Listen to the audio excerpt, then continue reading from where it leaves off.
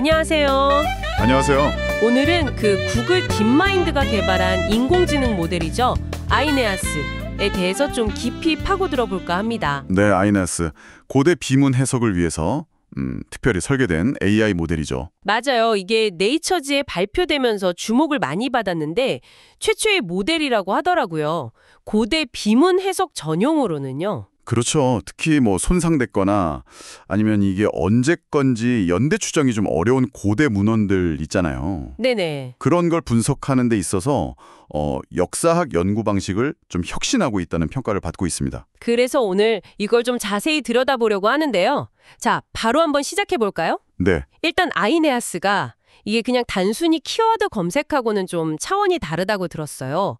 그 훈련 데이터 양이 어마어마하다고요.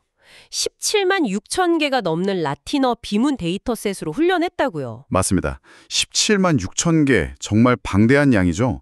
그 데이터를 기반으로 이제 몇 가지 좀 핵심적인 기능을 수행하는데요. 어떤 기능들이죠? 우선 첫 번째는 수천 개나 되는 비문들 속에서 막 비슷한 단어나 구문, 아니면 좀 정형화된 표현 같은 거 있잖아요. 네, 관용구 같은 거요? 네, 그런 걸 찾아내는 병렬 텍스트 식별 능력이 있고요.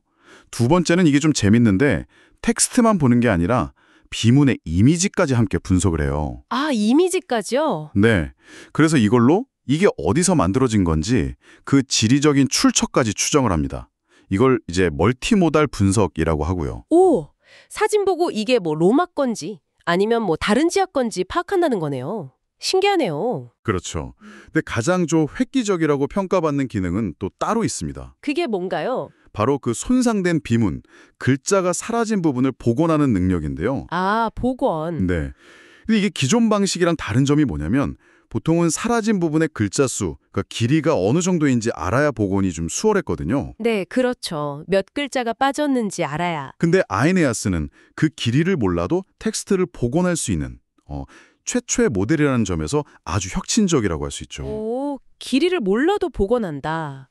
그런 어떤 원리인가요? 단순히 글자 모양만 비슷하게 맞추는 건 아닐 텐데요? 네, 좋은 질문이십니다. 그게 이제 아이네아스가 쓰는 핵심 기술인데 역사적으로 풍부한 임베딩이라는 걸 사용해요. 역사적으로 풍부한 임베딩이요? 좀 어렵네요. 쉽게 말하면 그냥 글자 모양만 보는 게 아니고요. 이 단어가 어떤 문맥에서 자주 쓰였는지 또 어떤 단어들이랑 같이 잘 나왔는지 그 패턴을 파악하는 거예요. 뭐랄까 단어마다 고유한 의미지도 같은 걸 그려서 비교한다고 생각하시면 좀 쉬울까요? 아, 단어 간의 관계나 맥락을 본다는 거군요. 맞습니다.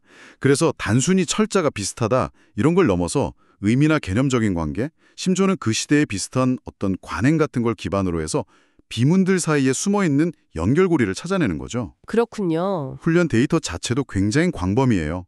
기원전 7세기부터 서기 8세기까지 지역적으로도 영국에서 저 멀리 이라크까지 아우르는 라틴어 비문들을 다 포함하거든요. 와, 범위가 엄청나네요. 네, 그래서 이걸 검증하려고 실제 역사학자 23분하고 같이 연구를 진행했는데 결과가 아주 인상적이었습니다. 어땠는데요, 결과가? 이게 90%에서의 사례에서 연구에 뭔가 도움이 될 만한 아이디어를 제공했다고 하고요. 90%요? 거의 대부분이네요. 네, 그리고 더 놀라운 건 역사학자들이 내린 결론의 신뢰도를 평균적으로 44%나 향상시켰다는 거예요. 44%나요? 와, 그건 정말 대단한데요.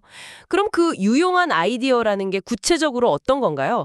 혹시 학자들이 기존에 생각 못했던 걸 제시하기도 했나요? 네, 예를 들면 특정 빅문의 연대를 좀 더 정확하게 추정한다거나 아니면 잘 알려지지 않았던 인물이나 사건에 대한 어떤 실마리를 제공하는 식이었죠. 때로는 기존의 학설에 좀 의문을 제기할 만한 근거를 찾아내기도 했고요. 아, 이게 실제 역사 논쟁에 어떻게 적용됐는지 구체적인 사례를 보면 좀 더 와닿으실 것 같아요. 네, 그 뉴욕타임즈에서도 다뤘던 사례가 있죠. 로마 초대 황제 아우구스투스 업적 기록 있잖아요. 레스게스타의 디비 아우구스티. 아, 네네. 레스게스타이. 그거 재작년대 논쟁이 수십 년 동안 학계에서 엄청 뜨거웠다면서요? 맞습니다. 이게 아우구스투스가 살아있을 때, 그러니까 서기 14년 이전에 만든 거냐, 아니면 죽고 나서 만든 거냐, 이걸 두고 의견이 막 갈렸죠. 네. 근데 아이네아스가 이 문헌하고 서기 19년에 나온 원로원 포고령하고 비교를 해봤더니 여기서 아주 중요한 언어적인 유사성을 딱 발견한 거예요. 아, 다른 문서와의 유사성을요? 네. 그걸 근거로 해서 이 레스게스테가 아우구스투스 사망 직후인 서기 15년경에 제작됐을 거라는 상당히 강력한 증거를 제시하게 된 거죠. 이야 수십 년 된 논쟁의 실마리를 AI가 찾아낸 거네요. 정말 흥미롭습니다. 근데 궁금한 게 딥마인드는 그럼 이 아이네아스를 어떻게 보는 건가요? 이게 혹시 뭐 인간 역사학자를 대체하려는 그런 건가요? 그 점이 사실 굉장히 중요합니다. 딥마인드는 아이네아스를 딱 협업적 지능이라고 규정하고 있어요. 협업적 지능이요? 네. 그러니까 인간 전문가를 대체하는 게 아니라 오히려 그 전문가들의 능력을 더 확장시켜주는 도구로 보는 거죠.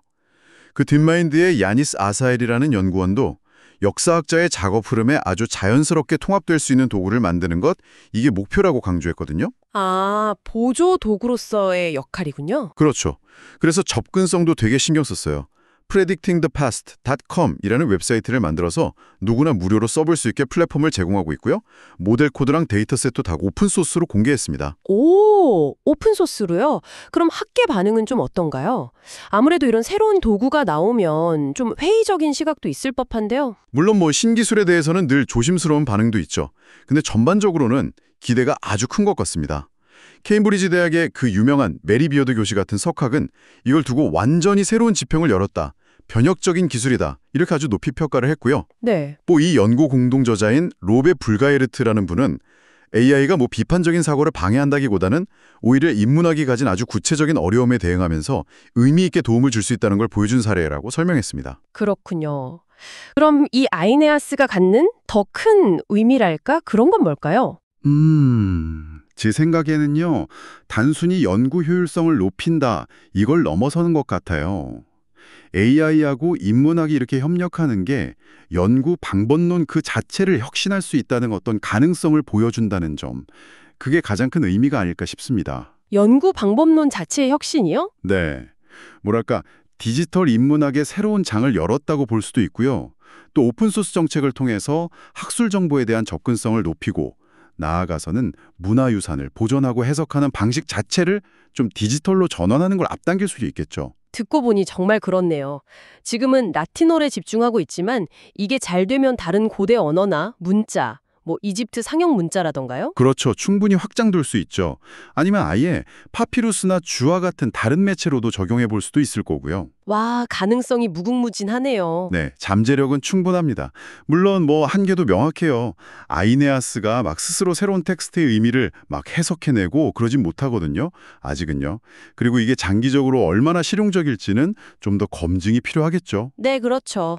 그럼에도 불구하고 이 아이네아스가 보여주는 핵심은 단순히 역사를 더 빨리 연구한다. 이런 차원이 아니라 어쩌면 인간 연구자들이 놓쳤을지도 모르는 어떤 패턴이나 연결고리를 AI가 발견함으로써 우리가 몰랐던 다른 역사를 쓰게 될 수도 있다는 가능성? 이게 진짜 혁신이 아닐까 싶습니다. 네, 저도 그 점에 동의합니다. 새로운 관점을 제공하는 거죠. 오늘 아이네아스에 대한 이야기는 여기까지 나눠보겠습니다. 마지막으로 질문 하나 드려볼게요. 여러분이 계신 분야나 혹은 관심사에서 인공지능이 인간의 지적인 활동을 어떻게 보완하거나 혹은 더 확장시킬 수 있을까요? 단순히 효율성을 높이는 걸 넘어서 우리의 사고방식 자체에는 또 어떤 변화를 가져올 수 있을지 한 번쯤 고민해 보시는 것도 좋지 않을까 싶습니다. 네, 생각해 볼 만한 질문이네요. 다음 시간에는 더 새로운 소식을 전해드리겠습니다. 감사합니다. 감사합니다.